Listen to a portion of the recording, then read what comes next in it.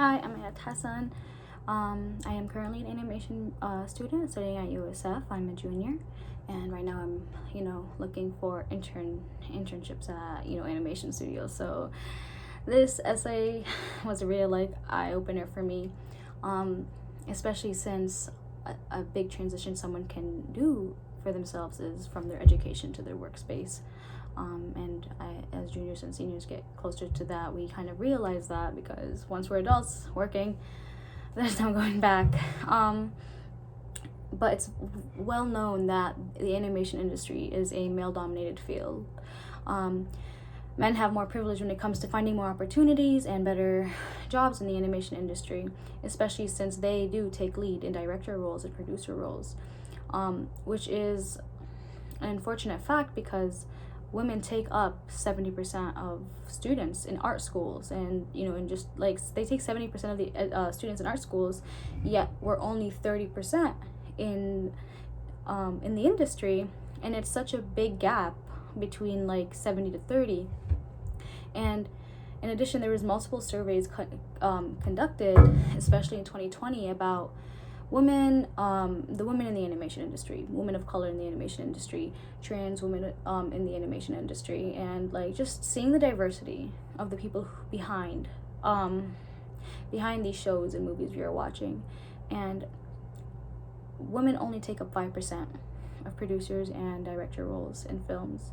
It's really unfortunate to research about this and find it out, because it's such a big gap. And as someone whose goal is to make a show one day, it just makes me aware of the barriers I have to cross, especially as a woman of color. And having the animation industry be dominated, like a male dominated field, there's obviously a lot of harmful stereotypes that are often in the animation industry, because from the very beginning, as women, we are taught to sit silent, be reserved, just obey whatever we're told. And unfortunately, that is shown a lot in the animation industries, especially with directors and producers. When they create shows, you just have to sit down and listen, and just whatever they ask, you got to do it. And that's really sad, because I understand you're the producer and director, but it feels dehumanizing because of that.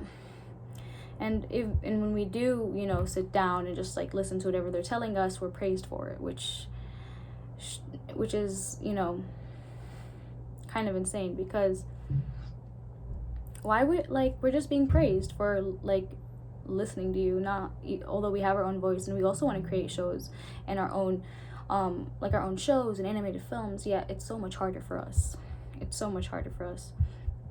And thankfully, in the past 10 years, there's been animation companies that have been being more aware of the huge diversity issue in the industry. And there is even a animation studio called Women in Animation that specifically focuses on hiring women and queer individuals, so they have more opportunities and they get the experience they want without being pushed to the side. And I read this online, but I thought a hilarious thing was when men found out about this, when men found out about the women in animation, they asked, "Where are the men?" And the woman responded, "That's the animation industry. It's led by you guys." Yeah. And back to my point before that, about how women are often, praised for being silent and reserved and just listening. It's kind of a form of oppression, because it causes us to lack faith in ourselves. It causes us to lack faith in ourselves, especially since we're going to be constantly being put down, especially when we are aware that we have a voice and we continue to try to create our shows and we're put down. We just start doubting ourselves. And this is so unfortunate, because so many women in the industries have so much talent, and not all of them have the same opportunity as men do. But yeah, thank you.